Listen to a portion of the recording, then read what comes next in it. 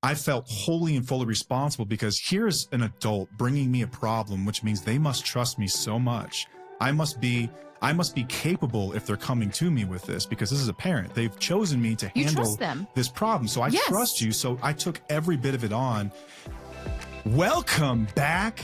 Welcome back to another episode of Till the Wheels Fall Off. I am Matt. I'm Paige. Today we're talking about parenting, kinda. We're talking about parentification and enmeshment and emotional incest. That last one sounds kind of nasty and weird. I never like it, but it makes sense. It's an important conversation to have. Whenever you're going through something tough in life, your support system is your support system. That can be friends, that can be family. Sometimes that can be your own kids. But is there a limit to how much you talk about things with your kids? The short answer, the frank answer is yes. Yes, there is. I've got a lot of experience here. Paige does as well. We're going to talk about our experience with this, some things that we wished would have been done differently, research that we've done into the right and wrong way to go about this. And I think it's going to provide some clarity because a lot of people, without realizing it, are in this situation. So it's kind of a delicate discussion. It is. Stuff that we've never talked about before, but it's going to be a good one. Stick around for this. First things first, check out our website, twfo.com. That's twfo.com. We've got a blog over there. Comes out every Monday morning, or a newsletter. If you scroll all the way to the bottom, I've got a finicky newsletter that emails you sometimes it doesn't. It's got some kind of confirmation process where you have to confirm your email, and a lot of people don't get that. I think and there's not anything that we can do on the back end to like push you through because there's like a legal thing about that. So you either get the blog or the newsletter, whatnot. It's on the website. I'm sorry. Yeah, we're trying. We don't know what the deal is. I'm sorry. Sorry. On our website, you can also check out our merch. Like Paige is rocking right now. We've got crew necks that are out there for the frigid weather that we're all encountering. We've got recovery rocks. These are really cool. It is an outward symbol for people to show that they appreciate the path that you've walked with them through addiction, through anything tough, actually. It's got our logo on the front. On the back, it says, "Thank you for being my rock." It's really cool. A lot of people order these. I think it's an awesome way to show appreciation. Something that I didn't do that I wish I would have done, just never really occurred to me. But we didn't know. You don't have to make that same mistake. So thank you to everyone that orders those. We've also got stickers and hats and all kinds of stuff. Shirts as well. I think we've still got some shirts up there. Yes, we do. It's all on our website. We've also got a section for books. We've got books that we've read that have been helpful to us that maybe you'll also find helpful. We update that a lot. As we read books. They pop up. That we think would be great for our listeners. Yeah, you can also find out about our course, Independently Strong. Independently Strong was our best attempt at packaging what we'd learned and what we'd experienced in a way that could help other people. We didn't just want it to be our own experience. We wanted to make sure that it was locked tight with professional expertise as well. I feel like we don't say this, but we're not therapists. Like, I don't have a license in any of the stuff we discuss here. Our role as people with a show is to simply tease ideas out of you so that you can digest them and get you thinking.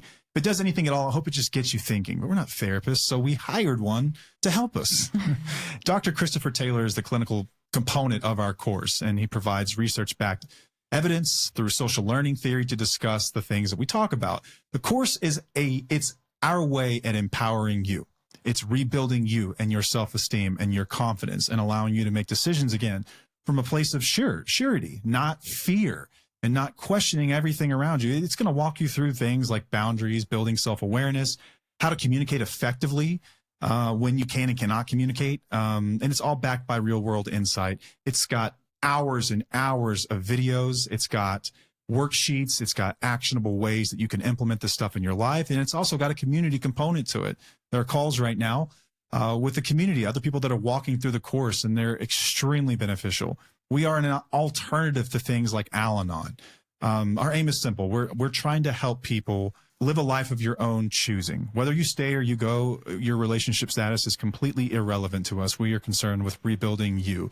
Helping you live by your values and learn to trust yourself again so that you can figure out if you can or cannot trust somebody else. Yeah, and you're going to live a life rooted in reality and make decisions based on that. It's really helpful. You can get 75% off of that course using the code Wheelies75 at checkout. That's Wheelies with an S at the end, 75 at checkout.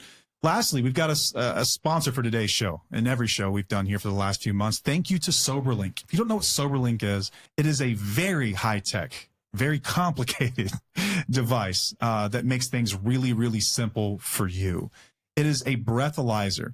It doesn't look like a breathalyzer that I remember buying whenever we were like teenagers and seeing how high we could get the number to go whenever we were drinking. Did you ever play that game with me? No. Okay, well, I played it with my friends. Anyway, I'm sure you did. This is years beyond that, right? This thing uses military-grade facial recognition technology so that you know who's blowing into this thing. It picks up on your face and it knows who's blowing into it.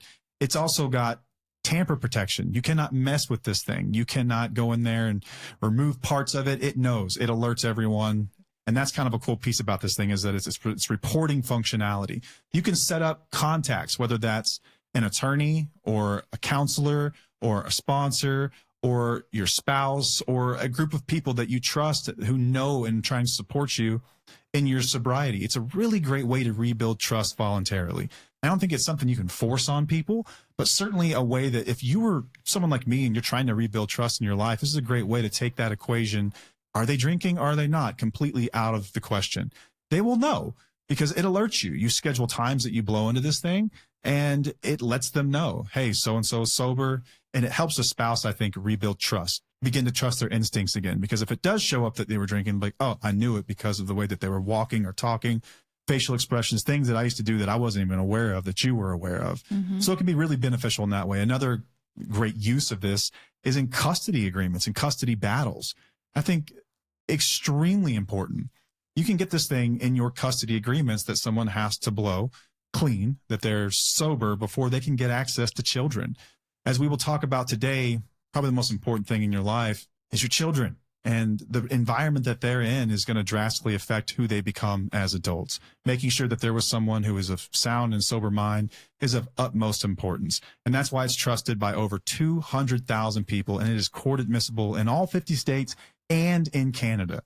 Soberlink has given our listeners a $50 off coupon by going to the website soberlink.com/wheels. Enter in your email address and they will give you a coupon. Again, it's soberlink.com/wheels. So thank you to Soberlink. All right, on to the topic today. This is kind of, I guess it's almost like a part two of what we discussed last week. Last week was breaking generational patterns and stuff. This is kind of going to go into depth of what that meant. And we're going to break it out for you. We're going to discuss what it means to, what parentification means, what enmeshment means, what emotional incest means, which that term I actually learned about many, many years ago during my own research, going through some things. And it was very eye-opening to me. And it sounds weird, but it happens a lot in these situations. It happens a lot whenever you are in a relationship with somebody where there is a lot of chaos and you feel unheard and you feel lonely and you have children. You're going to go, you may go down a path that might feel beneficial for you and your kids at the time, but later on down the line, it may be doing more harm than good. Yeah. And I want to preface all of this by saying this isn't to beat anybody up. It's just to raise awareness to something that you probably have an inkling could be a problem, but we're going to talk about how big of a problem it can become. When you're going through it, like really going through something, your support system, like I said, is your support system. It's always been your support system. And to some degree, that does mean your children. It's not to say that your children can't ever be your support, but they shouldn't be your main source of support. And it certainly shouldn't be an age-inappropriate conversation that you're having with your kids. So I don't want anyone to feel completely guilty when they leave here, but I do hope that anyone who's been kind of going down this path without recognizing it certainly recognizes it now. Well, you know how we're a growth-oriented podcast. Yes, we are. You know, we're a growth-oriented community. We are trying to make that community more growth-oriented. This is one that's really big that I think will help people look within, right? And say, you know, what can I do to change my situation to help my children, not only myself, but my children in the future? Am I doing these things? Am I going too far? Maybe I need to take a step back and reevaluate how I am having discussions with my kids at all different age levels and see what happens. So we're going to talk about like what each of these things mean, why this matters, and then if you've done these things, how can you change and how can you challenge your thoughts and how can you do that? We're not perfect parents. We do things all the time where we're like, oh God, that was not okay. Probably shouldn't have had that Probably conversation. shouldn't have done that. Probably shouldn't have said that. But the difference is that we recognize it and then we apologize for it. But we'll discuss that down the line on what you can do to actually change this if you feel like you've gone too far. Yeah. Yeah, that's a good way to put it. What is it? I think that, simply put, this is in my own words anyway. Well, what is what? We're going through 3 different things. Let's go through the first one. Parentification is the first one. Yeah. Right. Giving your kids roles, and this can happen in a multitude of ways, which we'll discuss, but giving your kids roles that are made for parents and adults, right? Your parents take on the role of, or your children take on the role that a parent ought to have. Yeah. It leads to a child more or less missing out on their childhood, feeling responsible for roles that they probably shouldn't at a certain age and in life. Like growing up at a certain time in life or under certain circumstances, if a parent leaves or abandons the family, let's say a father leaves the family, and you've heard these stories where it's like, I had to raise my younger siblings. Mm-hmm. That's kind of some of the roles that you'll take on. Yeah. But it can also be taking on the emotional support for other siblings or the emotional support for the family in general. Mm-hmm. You're taking on the role of a parent as a child. Yeah.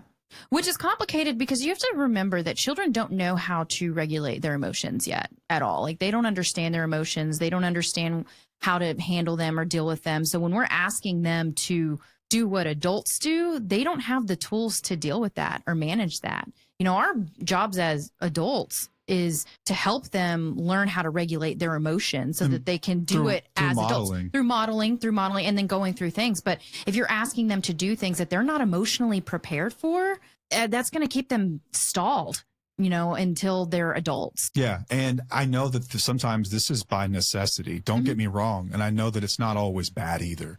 I know that some families do what they have to do to survive. You might have been someone that had to babysit your siblings when you were really young. You might have been someone that had to get dinner ready because your parent was working 2 jobs because they were a single parent. I'm not talking about things like that necessarily, even though that can have effects. And like I was going to say, if that's something effects. that you depend on them on a lot, that's not healthy for the child. They need to be a kid. But sometimes parents, I mean, I think that it's, like I said, it's survival. Sometimes you have to do what you have to do. Right. You know, and I get it. I know that not everyone intends to do these things. No. I was talking about the dangers of doing these things. If you could possibly avoid them, avoid them. Walk us through. I'd like you whenever you're doing the outlines. Okay. Well, you had something up that you wanted to write about that you wanted to read about. Oh, Is this about parentification? Or I was just like, where did these concepts, ideas come from? Because I've heard the terms forever, but I didn't know the origin of them. Yeah. Dr. Salvador Minuchin, I don't know if I said that right, a family therapist in the 60s, talked about it first, and then it was expounded upon Spark and Nagy in the 70s, but it's a role reversal in which child's forced to take on adults' responsibilities, either emotionally or physically, to care for the parents or siblings at the expense of their own development. Okay. So I just wanted to go through just a few examples that that's not your child's responsibility. Parentification. Yeah. Mediating conflict with adults around you, fulfilling your parents' lost dreams. You know, so if you're trying to push your child into something that is your dream and they don't really necessarily want to do it, that's kind of part of it too. Keeping dangerous secrets for a loved one, raising your siblings or keeping the entire house clean. That's what we were talking about earlier, like the certain things that they would have to do around the house if they're not able to be a kid. Like, of course, they need to have jobs, and it's okay to have responsibilities and things like that. Like, that's totally necessary for children to learn. But there's a line here and I think that we all get confused with the line sometimes. Sometimes we go too far to the other side, but that's kind of part of it. Whenever you find the middle ground, whenever you go to the other side, and then stepping up to fill the shoes of an absent parent, which is what you just discussed. Yep. Regulating the emotions of adults around you, parenting your parents, upholding the same beliefs. Like if you want your children to uphold the same beliefs as you, we want to be able, since whenever we started having kids, we decided we want them to have the beliefs that they want to have. We give them that freedom. It's not something that's forced on them. Right. And then telling lies to uphold a family image. Those are just a few examples. And of course, we all do some of this stuff to a small extent. But if it goes too far, what can happen? I want to talk about what can happen. They can grow up too fast. Way too fast. They learn to prioritize others at the cost of their own needs. And this is almost instilling codependent type behaviors in them at a very young age. Right. And as adults, they tend to they struggle with people pleasing, burnout, and feeling responsible for fixing others. Mm-hmm. Yeah, man. And this is, why are you looking at me? She's looking at me because I went through a great deal of this. Something I've always avoided neatly here talking about this on the show. First time I've ever really talked about it, and I will be as gentle as possible in all of this. Listen, my my parents' life, and particularly my mother's life, has not been easy. And she had it very difficult growing up. And I know that we only show up as a parent with the tools that we were given, right? So like, there's no such thing as a perfect parent. There's no such thing as someone with perfect tools. We just make the best of what we have. Are we going to make mistakes? You're absolutely right. We're going to make mistakes. I think the importance, though, is acknowledging that stuff and doing your best to repair it as time goes on. In the moment, you feel like you're doing what you have to do. So my parents had a separation. We'll just call it that, a separation when I was younger. And it wasn't pretty. It wasn't nice. It was very, very toxic and chaotic. I became the emotional support for my mother at a really young age, like probably. This is more on the enmeshment side. So we're going to go through that too. Yeah. And as far as the parentification side, like being left to do things that you're probably not ready to do, that was absolutely the case. Whenever she was going through her struggles, me and my siblings were oftentimes left alone. And I mean, alone, like not just like a day or a couple hours, like a week or two, left alone to do things that we weren't prepared to do. And we kind of just had to do and just figure it out. And my older brother, we leaned on him a lot because he was older, had a job to like give us money for like basic things like lunch, and like left to go to school on our own. And I never really made it very often. Was given like truancy and all kinds of issues in court and whatnot. Got in a lot of trouble. My grades were terrible, suffered, very, very, very much as they were going through this. And so if you're listening to this and you're going through this type of situation, this is a possibility. I will just put it that way. It's a possibility that your kids could end up in this situation. And like, I get it. I know that you're hurting. I know that you're going through the roughest time in your entire life. And it feels like there's no way out. If I could go back in time, like I would just implore my own mother, like your kids matter here. Like they matter. They need someone. Even though you do too, they need someone. Like that's your job as a parent, is to take those bullets for your kids. It's your job to step up and rise above whatever it is you're going through. That's what we do when we become parents. Is it fair? No. Is it hurt? Yeah, I'm sure it's really harmful, and it hurts, and it feels like you're alone and you can't do it, but you can. You absolutely can. You run the risk of leaving your kids feeling like they're responsible for everyone else. So now as an adult, this carried on in my life. And I feel like I'm responsible for everyone and everything to this day. I'm responsible to make sure that everyone's having a good time. I'm responsible for making sure that everyone's happy all the time. And if you had to ask me what I need right now, I wouldn't be able to tell you. I have no idea. I've numbed that for so long. I have no clue what my needs even are. And so that's what it looks like as an adult. And I'm working through this stuff. I don't blame my parents for anything. Do not get me wrong. I have never sat there and said, because of you, I am never at any point. I'm responsible for me. But it makes life a living hell sometimes. Yeah, it makes it really difficult. Yeah, so enmeshment is when there are no emotional boundaries between parent and child. It's when it's it's when you make your child your best friend or the sole source of emotional validation. And this happened a lot. And then expecting your children to agree with you, side with you, understand your struggle like as an adult would. This can affect kids because they can feel guilty for wanting to be independent. They can feel guilty for wanting to have their own thoughts. They can feel guilty for standing up for themselves because they've been raised that if you don't agree with me, then you're wrong. You have to agree with me. If you don't, shame on you. And it's like, that's not what children need to learn. They need to learn to have their own thoughts and opinions and be able to speak it in a healthy way and have that safe space with their parents to discuss it. And then they grow up thinking that their role in the relationship is to manage emotions of others. Matt did this with me for very, very long time. Anytime that I would get upset or I would cry or I would have something that I need to talk about, he felt like he either had to fix it or he would get really mad about it because he didn't want to hear it. It was like a triggering thing for you. Which is horrible for you. But... It is. It was not good for me. I knew why you did it. And I also gave you grace there. And I helped you, through that. Babe.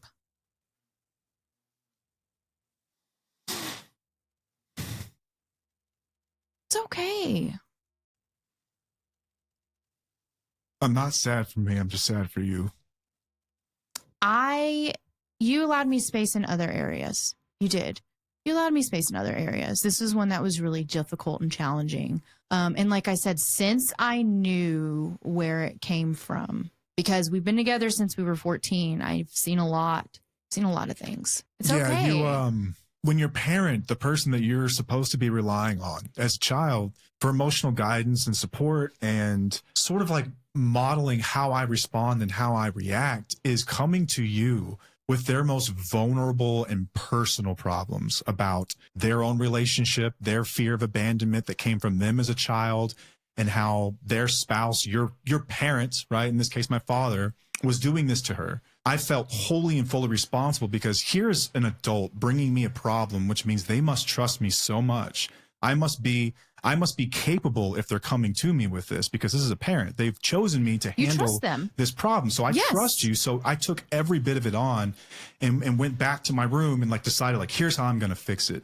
Here's how I'm going to fix this problem, you know? And so you end up validating a parent with whatever they're going through, and they're generally oversharing, you know, your father has got other girlfriends. He said this to me. He's done this. It's his drinking. It's all this other stuff. It's his party. He doesn't want to grow up. He doesn't care about you or the family. He only cares about himself. And what they're doing is they're expressing how they're feeling, and then however you feel is fine. It's just inappropriate to do with the child, because what I took from that was that I am not only responsible, but I'm also capable of fixing you and changing however you feel. And it carried on through my life. I didn't have a platform to say, I don't want to deal with this, because it was my parent.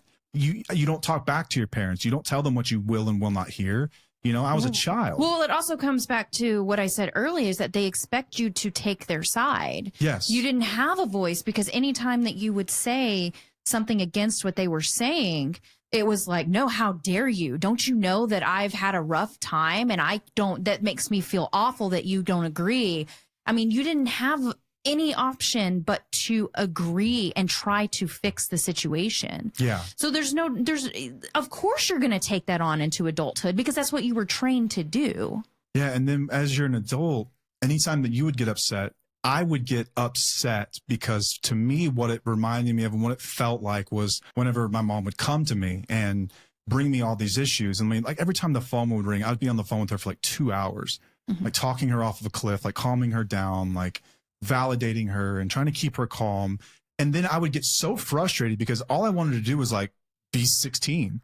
I just wanted to be a kid, or 15 years old. You know, I just wanted to be a kid. I didn't want to deal with this shit. I didn't want to deal with it. That's something your spouse comes to you for. Yeah. Right? That's something that if I were to come to you for things that I was dealing with, I would need your validation as my husband, It's two adults, as my partner. you know? Right. It's two adults having a conversation and a partnership. And then if you disagreed, that's fine, but we would talk it out. Yeah. I feel like I got burned out on like fixing other people's stuff. And then so what was screwed up about this, and what chokes me up, is to think that whenever you have an actual problem, a real problem later in life, and you come to me with it, that I have like this sort of emotional trigger that I cannot process it, and I can't deal with it. I don't have the time for this. This takes me back to being a kid, and I'm tired of being responsible for other people's problems, when it's nothing more than my wife talking to me about something you're going through. And I cannot imagine how that felt for you to be turned away, or if you did express it to me, here I am just trying to fix it, you know? Yeah. Just give you solution after solution. I know that guys, we do that a lot. It's a fixer thing. It's pretty standard. But like this came ingrained know where in yours me came from a long period of time, and right. it will severely inhibit their relationships whenever they get older. It will make it very, very difficult for them to connect with other people. It becomes very difficult for them to hold space for other people having emotions in their life, because they've been trained at a young age that you're going to fix this. You're responsible for this. This is what your job is in life. This is your role. Your role is hear, listen, validate, fix. And it screwed with me. It screwed with me a lot. It still screws with me. I'm still unwinding a lot of this stuff. Yeah. And you get really, really burned out. It's the only way I can put it. Like just burned out. Like if you've been burned out at work and you're just like, I cannot take another email about that. Yeah. It becomes that way emotionally burned out. And Right. another consequence is that whenever you're dealing with other people's issues and you're not given a platform, like I can't think of many times where I was asked, how do you feel about all this? Yeah. What are you going through? Right. What are your opinions on this? And even if I tried to express them, if they weren't what she wanted to hear, I was vilified for it. I was ostracized for it. I was, told like, no, that's not the way you should see it. You should see it this way, because this is how I feel about it. So you feel like you don't have a voice. So then what you do is you just sort of shunt your own emotions. You just kick them down, and you sort of train yourself to think, I have to be here for others, not myself. My emotions don't matter. My feelings about things don't matter. So you just kind of squash stuff. Mm-hmm. And so you just kind of numb. And I think that Did some of my drug use come from this? Probably some of it, for sure, because all that stuff gets bottled up. And like we say in here all the time is that emotions buried alive never die. As you're pushing the stuff down, I had to deal with it in some way. I had to feel okay in some way. So if I wasn't talking about it, it just came out in other ways. You know, like think about it when we were younger. How often did I ever talk to you about this stuff? Never. So burned out on it. And then I couldn't even identify my own feelings about it because I didn't have an adult talking to me about how are you feeling throughout all this. But it was normalized too, though. You normalized it. It was minimized too. Like it was just. And then I wanted to be like the big man, you know, I wanted to be like the strong one. Mm-hmm. So I convinced myself that being stoic about it was the best way to handle it, which was, it doesn't bother me. It doesn't bother me at all. You can talk to me about this. You can talk to me about anything you want, because I felt like anything else would have been hurting her. I felt like anything else would have been like pushing her away, like fulfilling her abandonment fears. Mm-hmm. Like, oh, I'm being abandoned. I felt like I loved her and I wanted her to know that she was cared for. And in doing so, I had to sort of forego my own emotions about everything. Yeah. And it trains that at a really young age. I think adults can handle this stuff. I don't think kids can. I don't think that you have the maturity. You don't have the, you don't have the skills or tools for it. No, man. not at all. So if you're going through something like this, like please consider just be mindful the types of conversations that you're having and what you're bringing to your kids. I know that you're going through a lot. This is why communities exist. This is why it doesn't matter where you get community somewhere. Get it. Talk to other adults that are going through it. Not your children. If they're young, not your children. If you've got kids that are way older and you guys have a relationship where you feel like, listen, they're 40. Right. That's different. Right. When you are both not in their developmental ages though. Yeah, no. Right. I'm glad that you made that point. That was something I was going to make. So this kind of like goes into the emotional incest definition or what that is. And that's whenever your parent unconsciously treats the child as a replacement for a romantic partner. And you really just went into this where you were saying that the child feels obligated to make the parent feel better and all these things. But this happens in these types of relationships because if you're with an alcoholic or an addict, they're an unequal partner. They're not meeting your emotional needs. They're not making you feel safe. They're not meeting a lot of your needs. So the closest thing that you get to is your children, because this is something you created and you brought into the world. So you think, okay, this is who I need to go to now, or it just happens. It's not really necessarily who you think you should go to. You just end up going to them because you're drawn to them. You're drawn because you're in the same home. They're in the same, y'all created the children together. So you think, all right, this is who I'm going to talk to. But it leads them to grow up doing what Matt did and feel responsible for fixing other people's issues and their emotions, or, turning to drugs and alcohol like you did. Yeah. And independence becomes something that's really, really difficult too. When you grow up sort of with the line blurred between parent and confidant, mm-hmm. it's really, really, really tough once you open up the door to your personal life, like your deepest fears and desires and all the adult stuff that you're going through, you cannot go back to then parenting your kids. And if you are someone who knows that your kids still need structure, they're never going to listen to you again. They're never going to take you seriously again. You lose the role of parent at that point. And so that creates a lot of friction too, mm-hmm. later down the line. Oh, where yeah. It's like my mom in years past had wanted to give me some kind of like parental advice. And it's like, I'm not taking you seriously.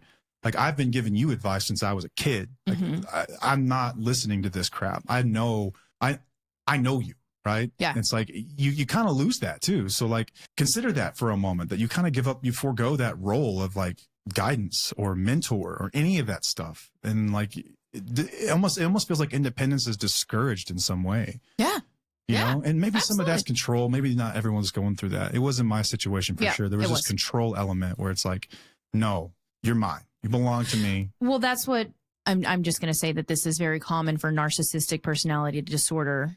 People will think that their children are an extension of them instead of their like own individual person. And with our children, this has been very big for me. Like I will raise them to be independent and be who they want to be, not who I want them to be. I want them to be able to make their own decisions. I want them to make their own mistakes. I want them to figure out what they want in their relationships. I want them to figure out their own jobs.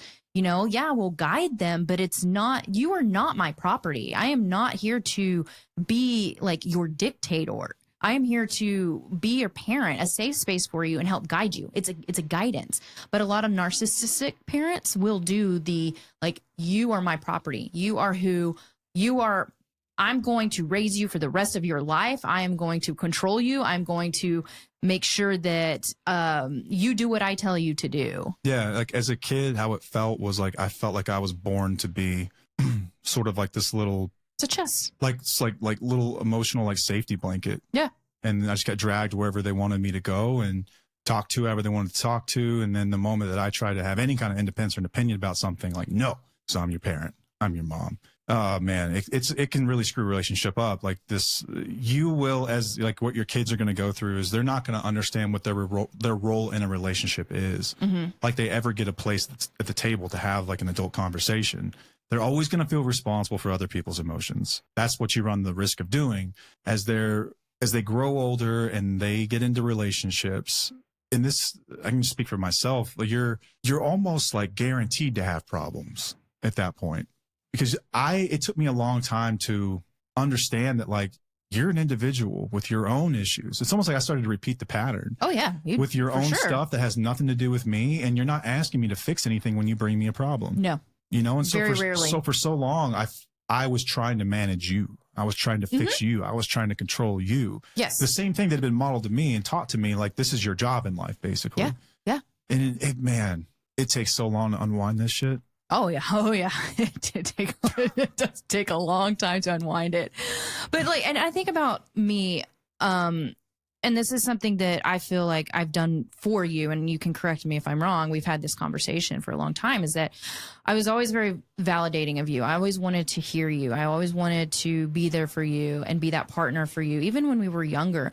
And I think a lot of it was because I knew where you came from and that you weren't heard at all. Like you were not being heard from the parental figures in your home or from role models and stuff. But as your girlfriend or as your spouse and partner going through our relationship, I felt like that was something that I did for you. And I don't know if that's... You've always been the person in my life that I always needed. Always. I wasn't asking for that, but thank you. No, but it's what you have been for me. That's an honest, truthful statement. You've always been that person that I didn't get that as a kid. You've always given me some of that. I wanted to be your safe space. I wanted to be the person, I guess, to just let you know that you are loved and you are cared for and your feelings do matter. And, you know, I will be there to hear you out. And I think that what was difficult is that, you know, it wasn't reciprocated all the time because that's what you were trained to do. Yeah, so just watch the conversations that you're having. Like, I know that you're going through hell. I know that it's really difficult to deal with someone who is neglecting you and abandoning you. And I know it's tough, too, to look at your children and say, they're doing the same thing to you guys. Do you not see it? Do you not get it? And it's almost like you want to start like this like movement. It's like anti-dad movement where it's everyone get on and gang up on him. But if you really think about what you're doing there, you're trying to control the narrative for your own sake a lot of the time and not just for your kids. Because if you really look, if that person is that bad, is that someone that you want raising your kids anyway? Yeah, like you want someone right to change so badly that you're willing to like run this like PR campaign against them. But if you really feel that strongly about it, then it's not the worst thing in the world that they don't have a direct influence on your kids on a daily basis. Exactly. You know what I mean? So who's it really for? Who's it really about? Right. It's a fear of abandonment. And so you try to get everyone together in an attempt to get this person back to you, back to the home, back as this, you know, wonderful partner. But people make the decisions they want to make, man. You know, that's what they do. Yeah. Like, I wish someone just would have like set us aside and what do you guys think about this? How do you feel about this? And that's what we're going to go through. I want to talk about what are age appropriate conversations to have with your children and how honest do you need to be? Because we talk about being honest with our kids all the time. Yeah. Right. But sometimes I feel like or sometimes it does go too far. It does with this. It makes it whenever you want validation from your children or when you want to talk bad about your partner, talk honest about your partner, but there's a way to do it that isn't necessarily influencing your children. It's just letting them know that you're protecting them by telling them the truth about your partner. Like it sounds complicated, but there's like a fine line on how to communicate it and how to talk about it. There is. There's a right and a wrong way to do it, man. Yeah. Like it's not good to just be quiet about it and thinking that you're protecting your kids, but it's not good to spill all of the guts, like spill all of your honest truth feelings to your children, because then that goes to the other side. Yeah. So there's a middle ground. And like people have asked us a lot, like, how do you talk to your kids about this sort of thing? I don't have experience knowing what that looks like. Well, not really. We kind of do. Not within like parent issues, but within other relationship issues. Yeah, we do have experience with how we discuss how we talk to our children. But like with me and you, like and then in my own home, I can tell you what not to do. I can tell you what not to do. That for sure. I can tell you don't do that. Right. But we also have been very honest with our children about you and what you went through. Sure.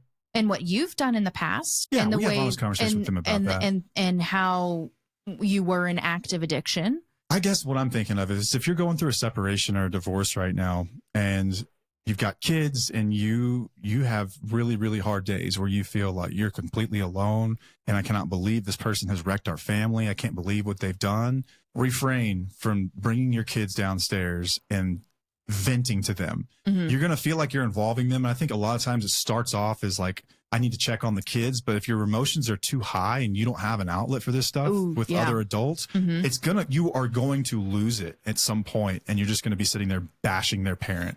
Yeah. Remember that as a child, you don't want to hate either of your parents.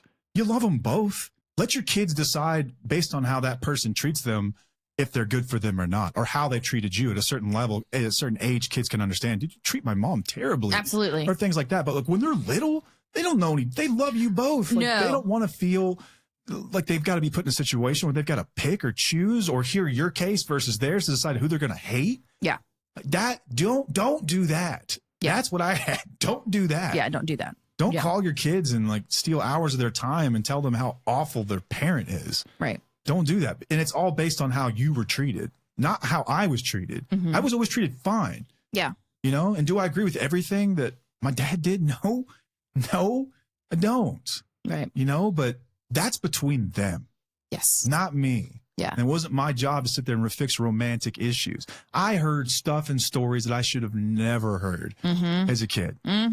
Dragged into the deepest part of your parents' life, personal life. Yeah. Areas you never want to have to hear as a kid. And I don't think it was ever intentional. I think it was just someone who's really hurt and they felt like they didn't have anywhere else to go. Again, though, impact matters, not the intent. Yeah, man, I've got into it with people on social media all week about that.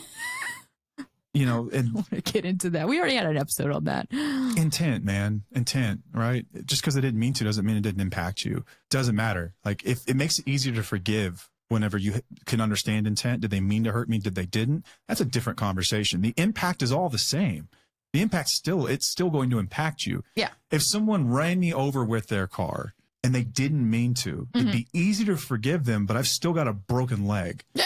You still have to deal with that. If they meant to, I probably wouldn't forgive him right away, and I would still have a broken leg. I still have a broken leg. Yeah. You still have the impact matters. You still have a broken soul. You've been crushed by this thing. It doesn't change that. It doesn't change that. So while I know it wasn't necessarily intentional, I think some of it kind of was, as someone's trying to like prove their case, like in a court of law. Yeah, I was almost. going to say. Like, this is what you should believe because of X, Y, Z. You become a salesman for your perspective in a separation. Well, it just boils down to being emotionally immature. That's what it really is. You know, it's like an adult and with a childlike mind that never learned how to regulate their emotions. Yeah. Which a lot of us have that problem. And that's what we're here for, is to help you learn how to do that. Yeah. And help you be there for your kids and teach them how to regulate their emotions better. So how do we talk to kids? Okay. So kids will sense when something's wrong. Like it's common. They're in your house. They're going to know. They're going to know. And then when we hide the truth, it can actually make them feel even more anxious or like it's their fault because it's not being discussed. It's being swept under the rug. And then we're teaching them that, okay, we don't talk about things. Well, we need to talk about things, but at age appropriate levels. You're right. There's two extremes here. There's don't say anything. There's say way too much. Right. Both are bad. Right. And there's a middle ground. And I feel like I was raised pretty well with the middle ground of discussing things. I mean, of course, there were times where things were like overly discussed. It wasn't excessive. It wasn't excessive though, and it didn't really impact me that much at all. I mean, honestly, it really didn't. And then there were times when things would probably be shoved under the rug, but a lot of times there was a lot of like middle ground. So I was pretty appreciative of that within my household. But let's like talk about kids that are ages, I don't know, 4 to 8, younger Really kids young. that can like understand things, and something's going on in your house. Maybe you have a partner, the dad is having, is not doing so great, but maybe they're trying to get better. You can say something like, daddy's having a hard time right now and he's working on making better choices. And you can reassure them that it's not their job to fix it and that they're safe. But if you want to talk about it, I'm here for you. Make it about them and not you. This is going to apply with all of it, at any age with your children when they're developing. Make it about them. How are they feeling? What do they want to talk about? Do they feel like they can talk to you as a safe parent? Like, do they have that ability to say, hey, this is how I feel about it? Or are they going to be afraid to speak up because then you might lash out at them and say, like, how dare you feel that way? You're not supposed to feel that way. You need to feel this way. That's what you dealt with, right? Like It was like you couldn't really speak up. So it's always got to be about them and how they're feeling. Yes. So if you have problems or trouble with like really getting down to the nitty gritty of this and like how to do it, make it about them. I mean, that's how we need to be parenting anyway. It needs to be about them. What are they feeling? What do they need? Not necessarily what we need. What do they need? If you were 6 years old, what would you need to hear? Yeah. Right? Yeah. In all these situations, let's just assume that someone has been lying and sneaking around and blowing through finances and they're in and out of treatment. Maybe they've got another girlfriend or something like that. Like all the same, the explanation is still dad's having a really hard time right now. Yeah. Working on and making we're better working choices. on it. We're working on things.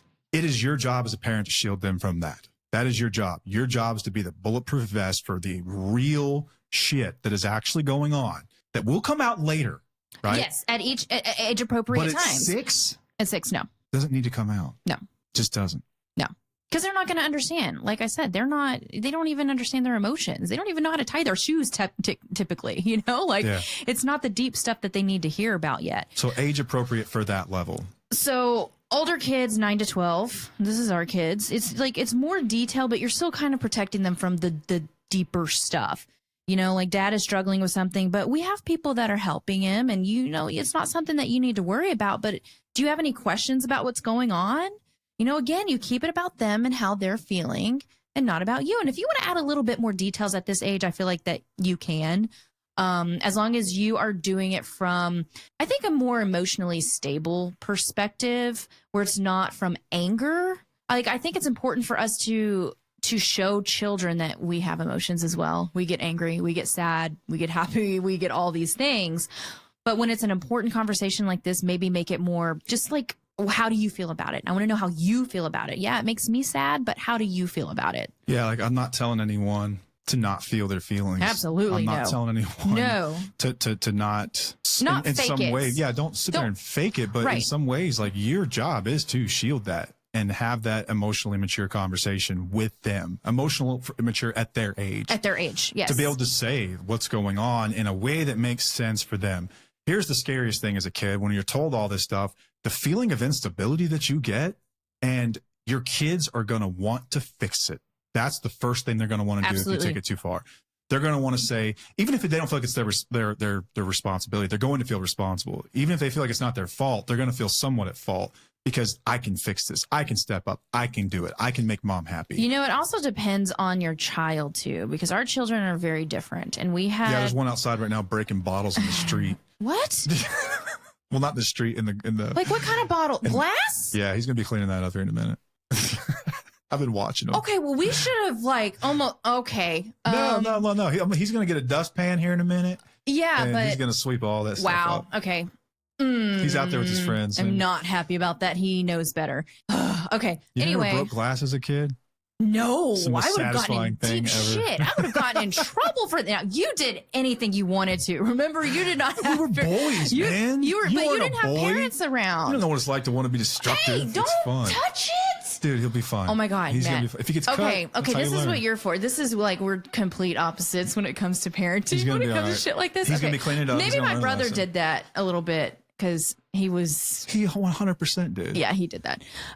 So anyway, we had a conversation with our kids, and they're so different. Their personality is different, but we had a family discussion about some heavy stuff that was going on. And one child did not take on our emotions. That child was more like, okay, cool story, bro. Basically, it was more of just like, okay, thanks for letting me know. And the other one, like, I had gotten a little emotional during this conversation, and I could see it in his eyes that he just wanted to hug me and he wanted to fix it. And he felt responsible, and he felt like, what can I do to make it better? And I had to reassure him very quickly that, look, Mom is just feeling her feels right now, and I'm really sad about this, and it has nothing to do with you, and it's just the situation at hand, and I'm just, I'm sad. It was very open, but I never once made it his responsibility to fix my feelings, and I never want my children to ever feel like they need to fix I don't want them to validate me. I don't want them to be my comfort. I don't want that. I want them to understand that I still have emotions too. And it's okay. And I appreciate you wanting to hug me. Like, that's sweet. It's like a kindness. It's a natural human nature and human thing to do, a reaction. But it also made me feel like, ooh, I need to pause real quick and let him know that it's okay that I feel this way and he doesn't need to fix it. Yeah. Do you remember that? Yep, I do. I think the greatest gift you can give your kids is modeling how to process emotions. If you have trouble with that, this is what therapy is for. This is what our course is for. This is what all the tools that are out there to help you do this are for. Because there's nothing scarier than watching the person that you depend on for life, basically, not knowing what to do. Not knowing what to do, because that means if you don't know, you can't teach me. But it's okay to teach. How am I going to know? But it's okay to teach your kids that you don't know. There are many times that I'm like, I don't know. And we do that with all these big, deep, heavy conversations that we have about things that are going outside. It's like, we don't know if this is the right thing to do, but this is what we feel is best right now. Yeah, sure. Does that that's make fair. sense? That's fair. I think you ought to have some kind of an idea. And if you don't, get one. Get some kind of an idea, y'all.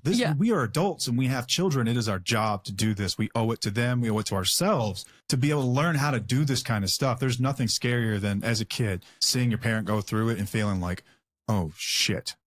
I don't know how to fix this. We're supposed to learn this stuff.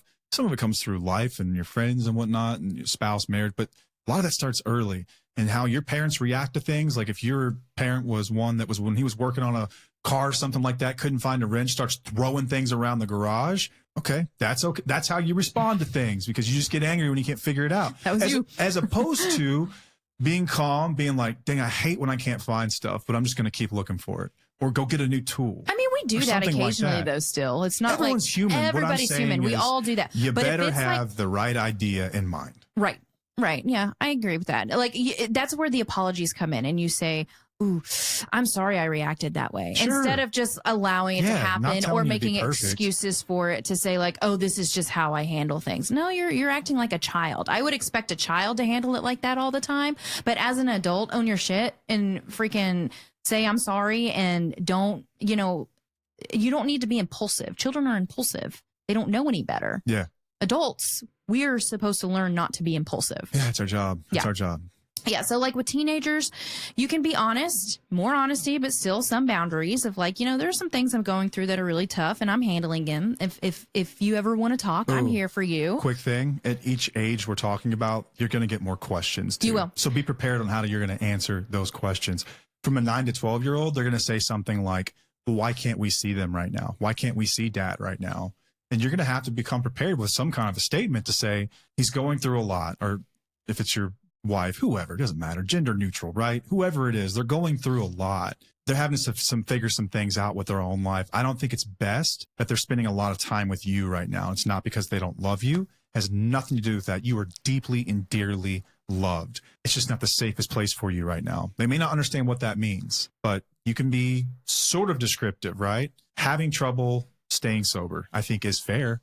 When people are not sober, they tend to make some poor decisions sometimes. I want to make sure that you're in a safe place. Like we talked about Soberlink, that's a great tool for something like this, because you can blame it on the Soberlink. They step in to take that from you, right? When your kids are going somewhere where they're supposed to be because the person's sober. Yeah. If they're not, and if you don't have this kind of situation, you have age-appropriate conversations. As they get older, your kids are, kids grow up faster now than ever.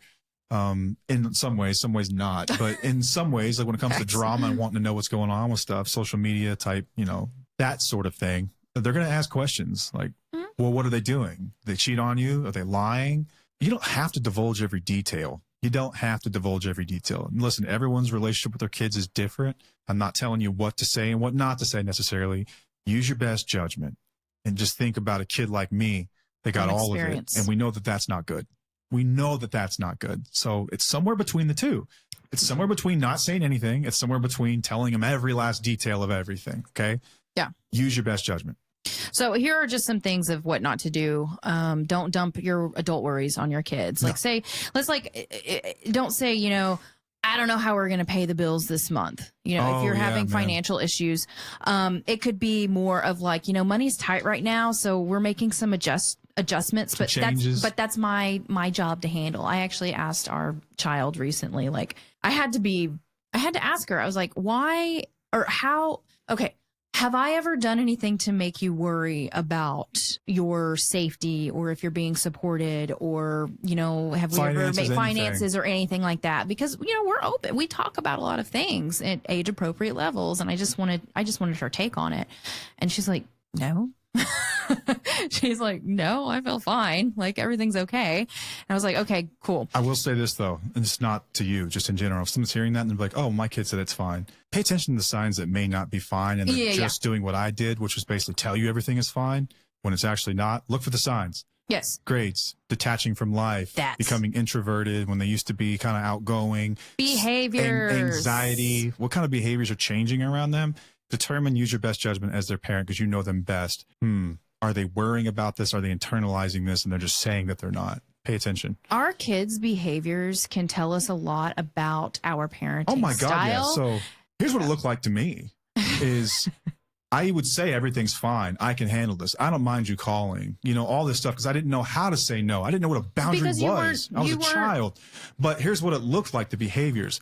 Truancy court. Basically, every 6 weeks, I was getting dragged in for truancy court because I wasn't going to school. My grades were horrendous. I graduated high school with like a 1.2 GPA. You were doing drugs in high school. Yeah, drugs and alcohol use in high school. If they'd have been around for 5 minutes, they'd have noticed that, right? Changes in behavior of any kind. You can look for these sorts of signs in your kids if you're around and you know.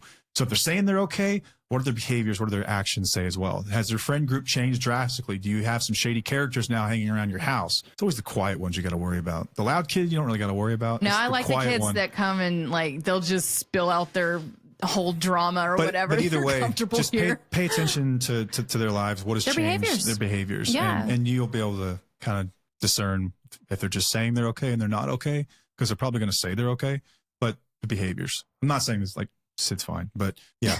You know, she's not dealing with like what I went through or what a lot of people go through. No. And a lot of us might say, you know, oh, I feel like I know my child. I know my kid. I know them. But if you're not present enough, if you're focusing too much on your own relationship, you may not know your kids as well as you think you do. And that part is kind of a harsh reality that sucks that we have to look into and realize, okay, am I focusing too much on my marriage or do I need to shift that a little bit more to my kids? Mm-hmm.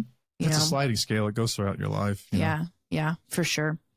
Don't make them pick sides in adult conflicts. You know, like don't say your mom or dad is ruining everything. It's better to just say something like mom and dad are working through some things. Is there anything you want to discuss? Make it about them.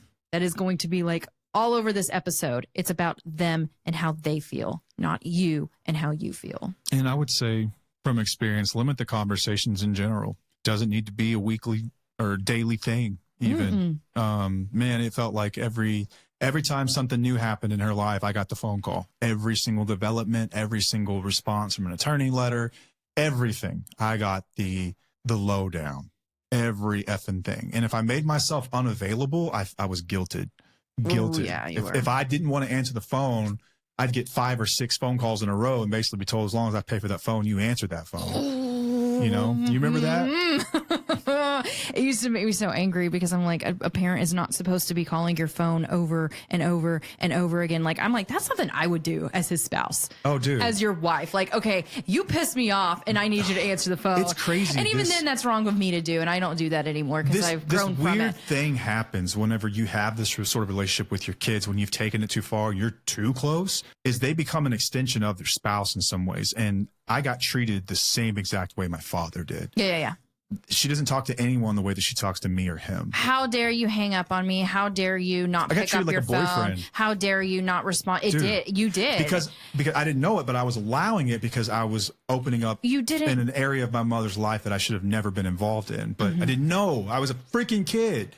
How are you supposed to know? And so, but once you do, you also take on the role of like almost like a boyfriend type thing. That's crazy as that sounds. That's the emotional way it feels. incest. That's what that is. That's why I learned about this a whole long time ago, because I remember these were red flags that were happening within y'all's relationship. And I was like, this is not okay. Something isn't right. I don't like this. This makes me feel really weird. I don't think this is appropriate. Dude, like, what are we doing? And you couldn't hear me because you weren't there yet. You were still enmeshed in that relationship. And this happens with trauma bonds too. Yes, it does. Very common. We talk about trauma bonds in our program. That this is part of it. You become enmeshed with this person, and then it's very, very difficult to break from it because the ups and downs there's so many highs and then there's so many lows that you can't see it for what it is until you pull out of it for a while. You will not notice it when it happens. It does. It's not like this feeling like, oh, I've crossed the line. It's a series of like testing the line over and over and over till at some point you've crossed it and you don't recognize it till it's long since passed. Like I knew it was weird because I was an outsider. And I was like, okay, this is not appropriate. Yeah, for me, it was the only thing that was normal. But for you, it was normal because that's what you have been dealt with for a long time. So, okay. And don't use your children as therapists. You know, don't go to them and say, I feel so alone. You're the only one who understands me. You're my best friend. Please, please, please, please, please don't do this to your children. It's better to say, you know, I'm having a rough time. I'm getting support from adults who can help me. And it's okay to be honest, but don't make it their problem. And I've been guilty. I say that, like, my mom, she's one of my best friends. Like, we're pretty close, but not like this. Well, not even we that. were not. You're also adults. We're adults, yes. But adults. And we can talk about adult things, but we were not enmeshed in this point where it's like, she didn't make me her therapist. Right. She didn't come to me when she felt like she had boundaries, healthy boundaries with your children. Yeah.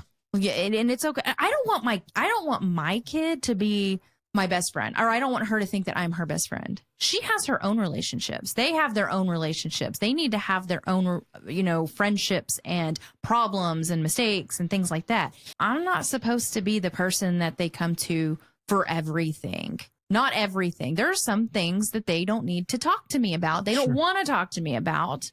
I mean, of course, I'm supposed to be their safe space, and they can talk to me about some things, but not everything. Yeah, just don't cross the line because you can't go back. You can't go back. It's kind of funny though, because our kids are like, "Don't therapy talk me." So I kind of like, maybe I go to them as like therapy talk, but I'm really just guiding them and just being a mentor. Being a mentor. That's just what they say when they don't want to hear good advice. That's all it is. But don't make your children your therapist. Yeah, they're not your therapist. What we say about that. So how do we break the cycle and parent in a healthy way? So we've talked about this. Find other parents or other adults for support. Number one, right there. Speak to adults that are emotionally stable. Maybe people who have been where you are. Talk to a therapist. Get peer support. Get professional support. Friendships where you can unload your emotions. And we're not talking about constantly unload your emotions, because we know what happens with that as well. They'll pull back away too. They will pull back.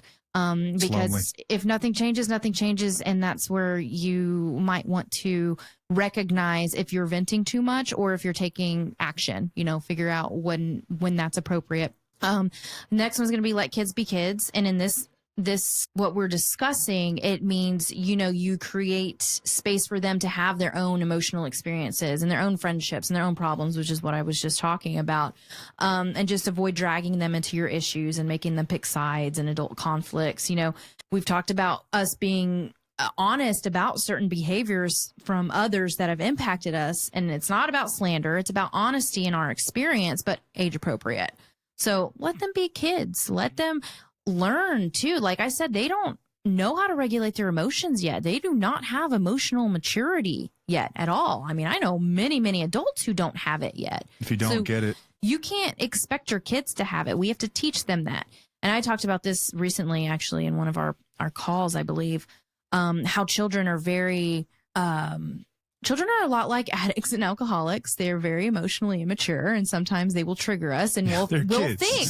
And what we'll think is that, okay, they are just like my husband, or they're just like my wife, or they're just like this emotionally immature person in my life. Guys, this is normal for a child to act like that. It is normal for a child to react in anger and to throw things whenever they're pissed, or yell, or lie occasionally. Like, this is a normal part of their development. So it's our job to teach them not to do that as adults. Yeah. And you've got to have those tools too if you're going to teach But you have to let them be kids and acknowledge that, they are kids being kids, but also I'm going to teach them how to be better later on down, depending on age.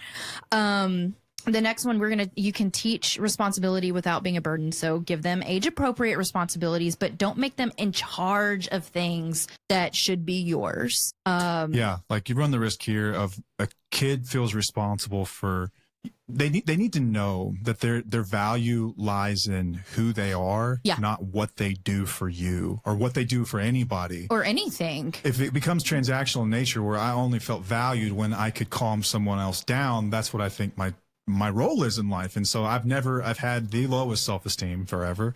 I've struggled with self-worth and self-love and a lot of other things because I derived meaning and value from my ability to help other people. And it's all it ever was. Finding balance, but it took 40 fucking years, You're not 40 yet. Don't say that. It's chasing us. We were just talking about that earlier. It's chasing us. Matt's birthday's coming up soon. But it's not 40 yet.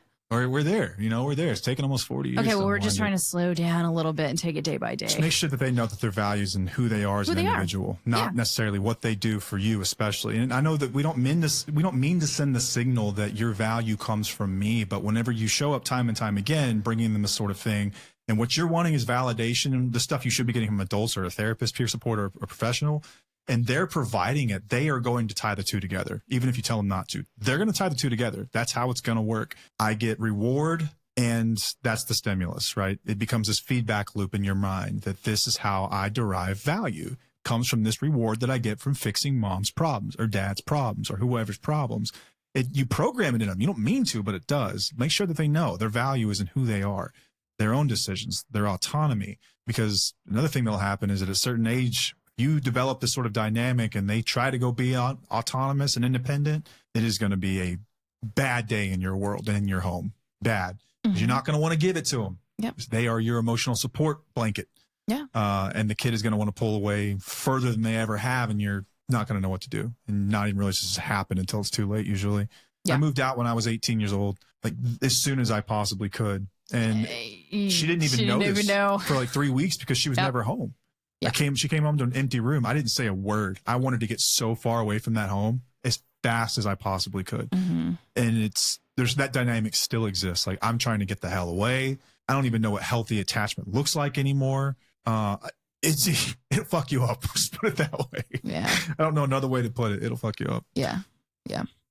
All right. And the next one is what you talked about earlier. It's just modeling healthy emotional regulation. Learn to manage your own emotions without relying on your child to soothe you. It's not their responsibility to soothe us. We're supposed to soothe them. We're supposed to be their safe space. I know it's tempting because, like I said in the beginning, like, your support system is your support system, and it's going to include your kids to some degree. You have to decide what degree that is. You get to decide. You're the adult. You're the parent. Okay. Get support from other adults. Get support from other communities of people going through this. Do not rely on your children to validate you or to guide you or to offer you some kind of support. If you've got older kids in a moment of vulnerability, I'm not saying that you've screwed up everything. This is a repeated pattern over time where it really becomes an issue. Yeah. Yeah. All right. So what do you do if you realize you've crossed the line? Like, if you're listening to this and you think maybe it stung you a little bit, maybe something triggered something within you. I want you to know it's not too late to make any changes. It's just not too late. It doesn't mean you're a bad parent. It doesn't mean you're a bad person. It means that you're human like the rest of us. Yeah. But what it does mean is that you have the chance to do better. That you actually have the opportunity to do better. Acknowledge it and make shifts to create a healthier dynamic. And you're going to want to repair and rebuild trust with your children.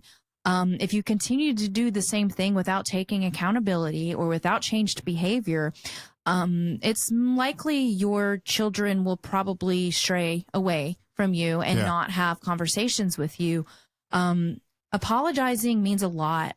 It means a lot. We apologize to our kids a lot, but we make changed behavior with those apologies. It may not be perfect, but we still, every time we do something that we've apologized for, we make it right again. And we feel that sting and we're like, ooh, okay, I need to do something about this. I did what I did before that I apologized for, but I'm going to continue to do better. And you can say something like, I put too much on you and that wasn't fair and that wasn't okay. I'm working on changing that. Have an open conversation with them. Yeah, validate your child's experience and what they've been through. You don't know what it feels like to have that put on you at that age, to feel wholly responsible for it. And like the anxiety and like chronic stress that develops later in life, anytime that you sense a problem in somebody else. Accountability, I am the biggest believer in all time of it. I think it is an incredibly healing thing that you can give someone else. Who better to give it to than your children or your spouse if you're listening together? Accountability heals so many wounds, man. Just seeing someone else's experience and not just saying it. Don't just cognitively understand it, feel it. Empathize with it. Truly understand what it must have been like in their shoes in that moment, to go through that, to be burdened with that, to feel it.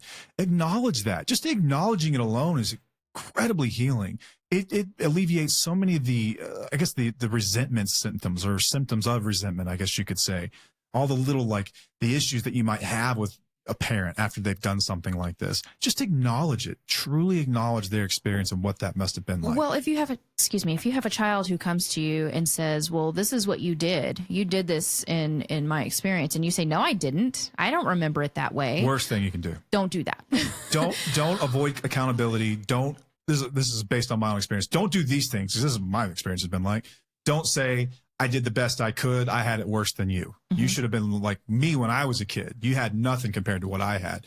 Be grateful. Completely minimizing the experience of your kid. I know you had it tough, but you're a parent. You got to grow up and deal with this stuff. You can own get your support. shit again. Yeah.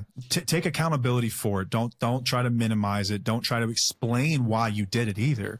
That's not what we're here to do. Your kids are smart. They know why. Okay. They understand why. If they had to deal with this stuff at a young age, they have put the pieces and the puzzle pieces together on emotional development and emotional intelligence long before you ever did. Okay. So they know why. Just acknowledge that they went through it. Do not try to blame someone else and say, if you had been in my shoes, you'd have done the same thing. Or if you hadn't have acted this way, I wouldn't have been so hard. None of those things, right? Just acknowledge and validate their experience. Let them know. And ask them, what can I do to make this better? Yes. And be receptive to whatever they say, too. Right. And say, I'm sorry. And there's no buts. No, I'm sorry, buts. That is not taking true accountability. And it's just kind of making excuses for how you made somebody feel. These are your kids. Yes. You know, if they have something, if they have an experience, let them speak and take it to heart, because they may remember something that you don't remember. Yeah. And again, like, not just taking accountability, but then changing your actions. As we talk about here all the time, actions are everything. So stop talking to them about it. Stop going venting. there with it. Stop venting. That's not their responsibility. You know, talk to an adult. I grew up, as I got older, I became like almost envious of kids that had parents that were like, that could offer them advice and support. Like, what a gift it must feel like that whenever you're going through something, you can call your parent and ask, what do I do? Or this is what I'm going through, without it becoming about them, without it being, their show. Like, I can't imagine what that's like, to have a parent that you can call and just talk about whatever it is that you're struggling with. It must be the greatest feeling in the world. Like, I always felt like there were families out there that kind of existed.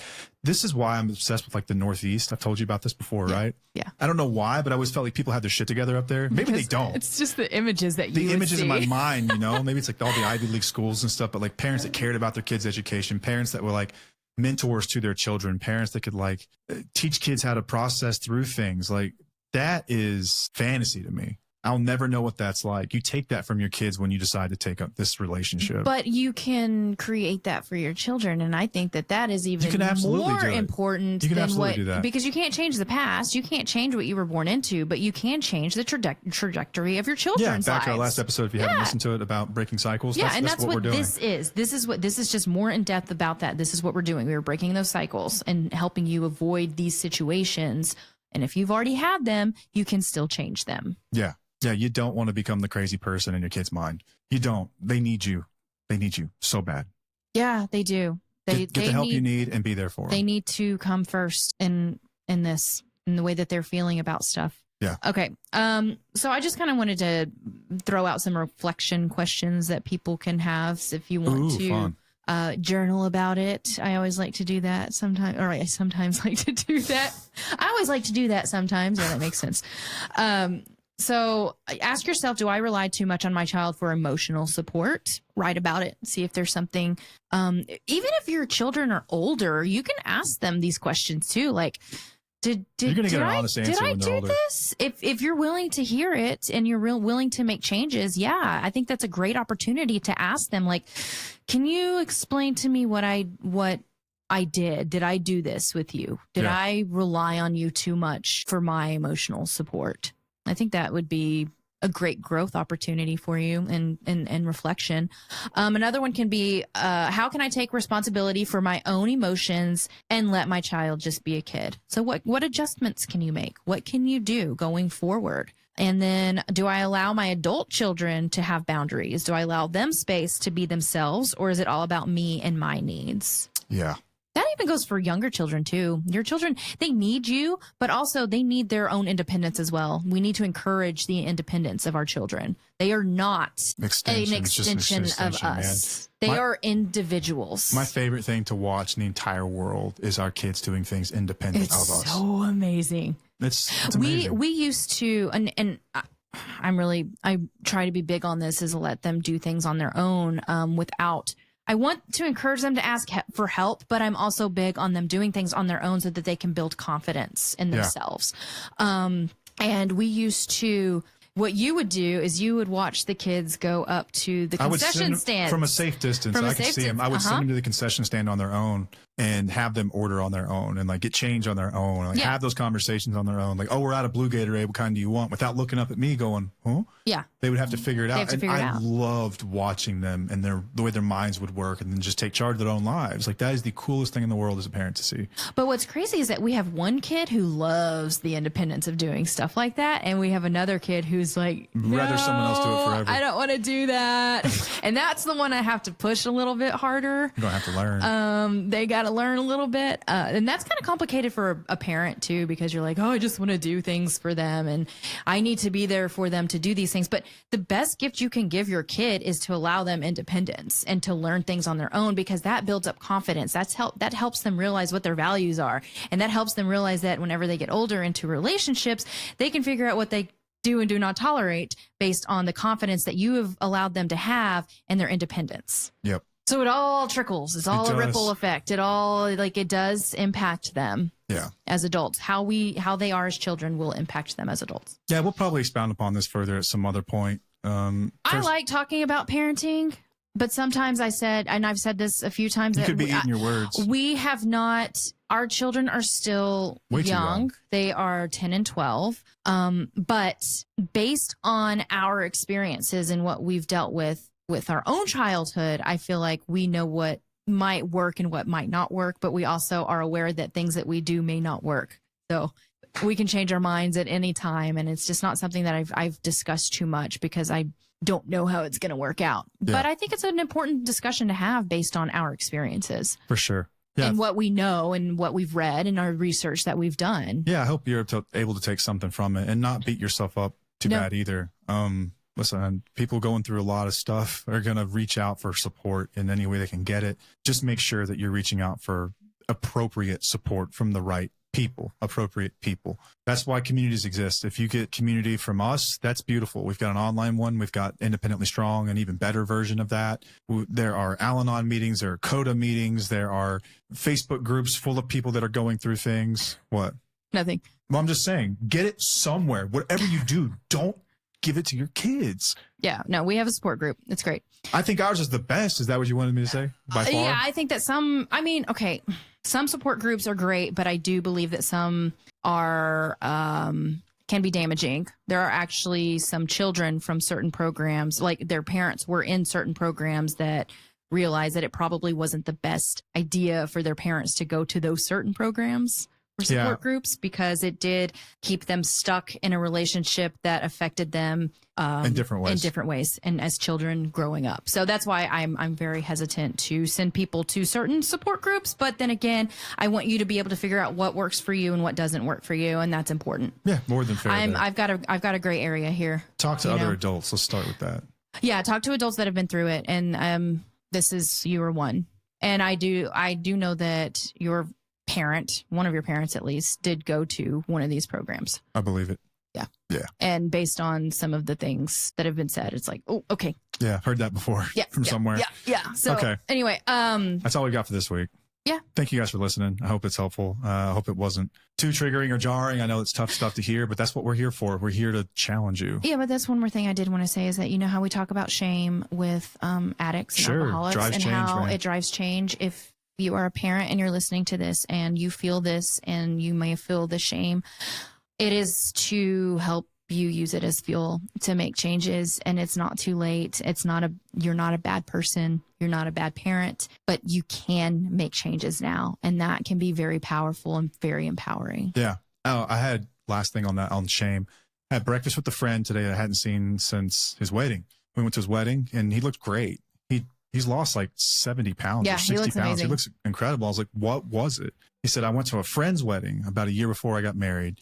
I saw a picture of me and I was so disgusted and so embarrassed that I woke up the next day and said, this shit stops today. Yeah. So as much as we want to shield people from shame, it serves a purpose. Fight me on it. I'm never going to back down from that. Agreed. Yeah. I did the same thing, and it always fuels me. It fuels me. Sometimes it makes me spiral down at first, and I think that that happens, but then I learn from it and I use it as fuel. Every single person is capable of change. It's part of going through it. Yeah. There's an amazing person inside there that can do anything that they want in life. Yeah, for sure. So don't ever internalize it. Use it as fuel. Yep. If it's going to be there, you might as well use it for something useful. Absolutely. Use it as fuel. Yep. Okay. And we got you. All right. That's all we got. Till next time, I'm Matt. I'm Paige. And we'll see you. Bye.